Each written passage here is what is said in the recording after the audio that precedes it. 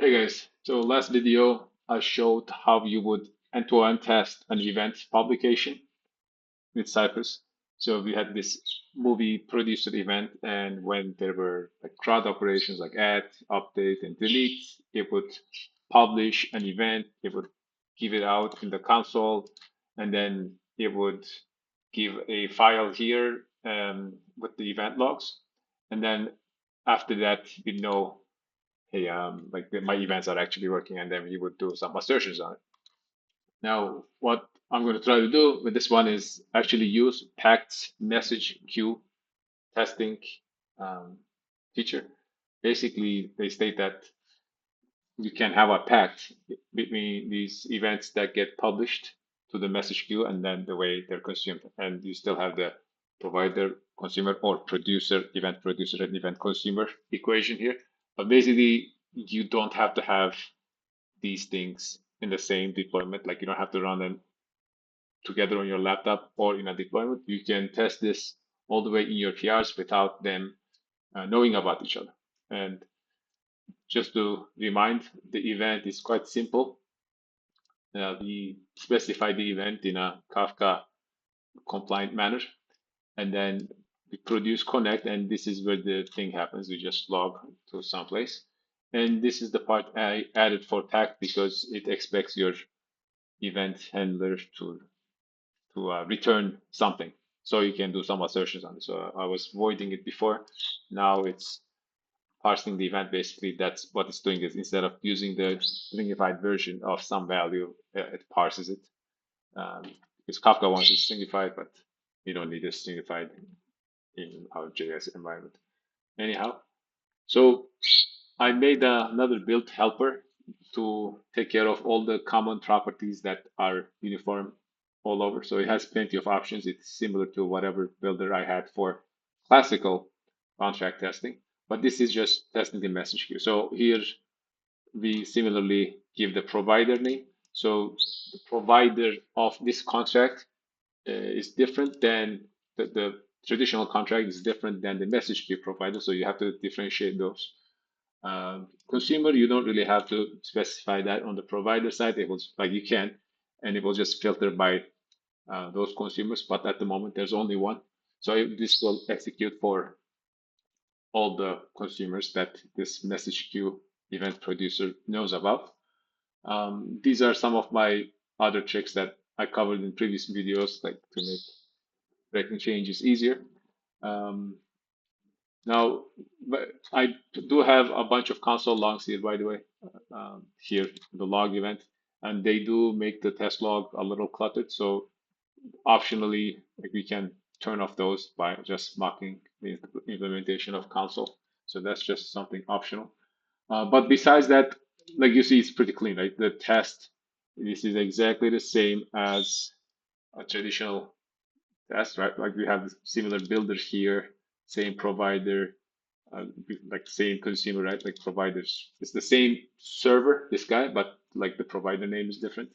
I think this one does have like a before each, after each, because it's more states are kind of more involved here. Like it does do stuff with your database, but messages you don't really have to worry about database. So in that sense, they're easier. The execution of the test is exactly the same. Nothing is different. Like this is just you basically copy paste this everywhere. All these environment variables and how you like filter certain tests, that's the same as well. Now, the magic of the traditional pack test was the state handlers. That's what's the most important. So it says like if make sure some entity exists before this is running, or make sure it doesn't exist before this is running. So that was the difficult part, or like the bread and butter of doing things. In message queues, there is message providers. So basically what this does is these are the expected messages the provider is expected to produce based on the consumer contract. And I'll show you the consumer contract on the other end, but all we're doing is this event name, let's say a movie event created, we match that with the consumer side, right? Event consumer side.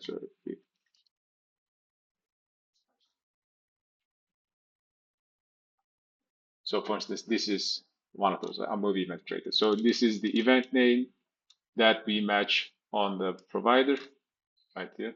So this one matches that and a movie. And the consumer tests, right, on the left, they are actually very much like each other, right? So all we're doing in those is, and let's just make this bigger, right?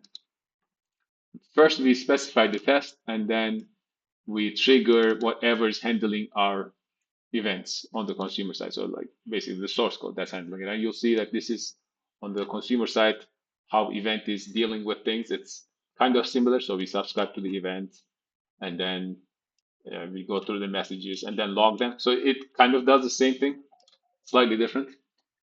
Um, okay. Um, but what I'm trying to get to is that you feed that event into this, and with this test that you're specifying, and the bread and butter here is the content, right? Like how the message is expected to be looking. You see this generate versus match it here. That one got me thinking for a while, like why specify those two things. Generate is return during mock consumer testing to simulate a valid response. So like this is what goes into your contract, I believe. And then this matcher is what happens when it runs on the provider side. So that's more relaxed. And you could make it like fixed things, but I made it a regular expression to make it more relaxed. But that's it for the consumer side of the message queue test. Um, Sorry about that. I have so many fans.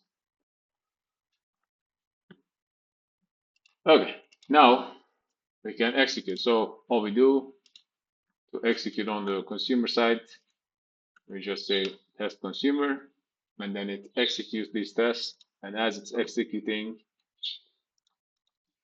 it's going to create the packs folder. Right, I was doing that. It creates that packs folder. Now we have one test. We already had some tests for the classic one, right? So this is the classic version of the test.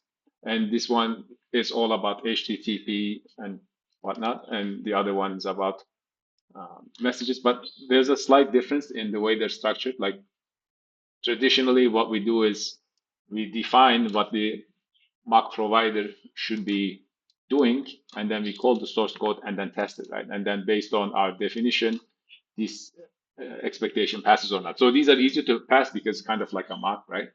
But these tests do actually get run on the provider side. So that's where the real thing happens. The message queue, you'll see the order is kind of reversed, right? The execution still happens, but the test specification is happens before. So API is slightly different because like, you're just expecting this kind of a message, and then boom, we execute the source code basically.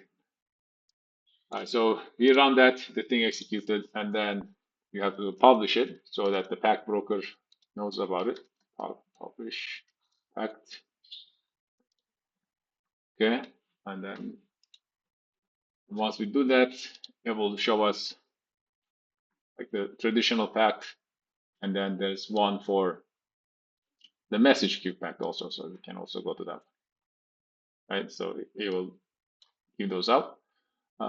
They're passing right now because I already ran this once on the provider side.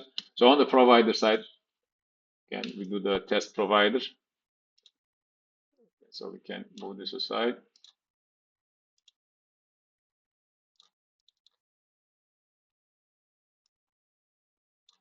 So again, just invoke the source code. There's always some content type needed, and that has to match the content type we specify here, right? And first, if we change some things, if we break it, then they will actually break and stop things from moving on. But this is the bread and butter, basically, these message providers, right? And they have to just match the topic and the message that's there. I don't have to run Kafka. I just run the server and that's it. So it does this decoupled testing, but it does the integration in a nice and successful way. This repo is also a good example for having multiple contracts and how to juggle those together. Um, but other than that, I think things are pretty fine. And we see this working locally. Also, we will see it working in CI, like on the provider side. It will run the traditional movies versus API, movies API, like the HTTP test, but also it will run like the message queue test, like web consumer, event consumer, and movies API is event consumer. So that's going to run. And on the consumer side, like the tests are going to execute, right? But this is in a branch, like and it's going to publish it. Like the tests are going to pass, it's going to publish it, and then like it's going to show you exact thing that I showed on my desktop. But it's going to say, hey, you don't have this guy on there yet. So of course, like pact is going to block you because you can't really have this test before this provider puts it, merges their PR. So you will keep things in order in that way.